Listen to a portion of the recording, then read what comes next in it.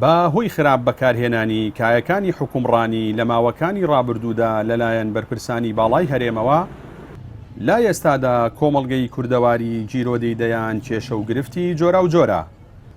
بەشێک لە تاکەکانیش تووشی چەندین گرفتی دەرونی بوون. هەموو ئەمانش پێویستیان بە ڕێنمایی و چارەسەری پێویست هەیە.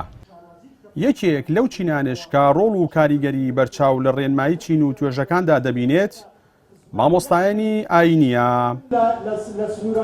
دیارە ئەگەر هەموو مرۆڤێک تاکەتاکەی مرۆڤ و مسلمانەکان بەرپرس بن لەوەی کە چۆن پەیوەندی خۆیان لەگەڵ خوددایە، لەگەڵ نەفسی خۆیان، لەگەڵ خەڵکا ڕێگەخەن، دیارە مامۆستایان ئەرکێکی گەورەتر ئەکەوێتە ئەستۆیان بە پرسیارەتیان زیاترە، بە تایبەت لەو کاتانی کە مرۆڤەکان سەرگەردانیەک دێتە سەریان لێ ئەشێوێ، پێویستە ئەوان ڕێبەریان بکەن.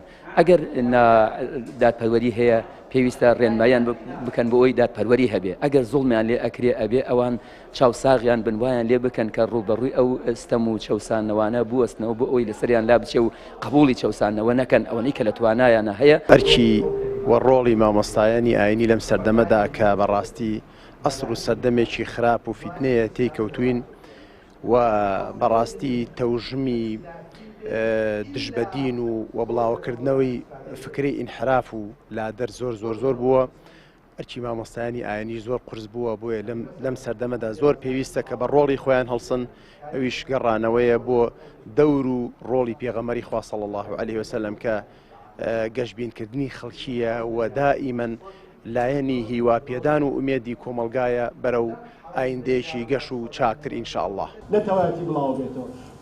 یەکێکی دیکە لەو ئەرکە پڕبایەخانەی پێویستە مامۆستای ئاینی پێی هەڵبستێت، وتنی حەق و بەگژداچوونەوەی ستەم و نەعەدالەتیە کە لە ئێستادا بەهۆی حکومڕانی خراپەوە کۆمەڵگە و کایەکانی دەسەڵاتیشی گرتووەتەوە. هەر ئەمەش ئەرکی مامۆستایانی ئاینی قورستر کردووە.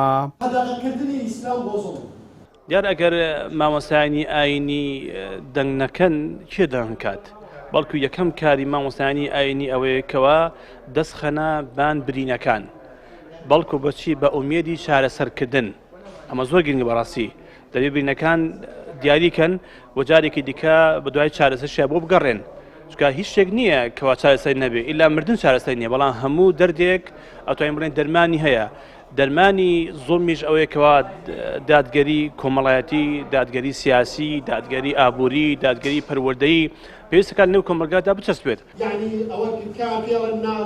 گەر چاوێک بە مێژوودا بجێڕینەوە، دەبینین مامۆستایانی ئاینی ڕۆڵی گەورە و بەرچاویان هەبووە لە سەرمەشقکردنی بەشێکی زۆریە و شۆڕشانەی کە لە دژی زوڵم و ستەم و نەعەدالەتیدا بەرپا کراوە.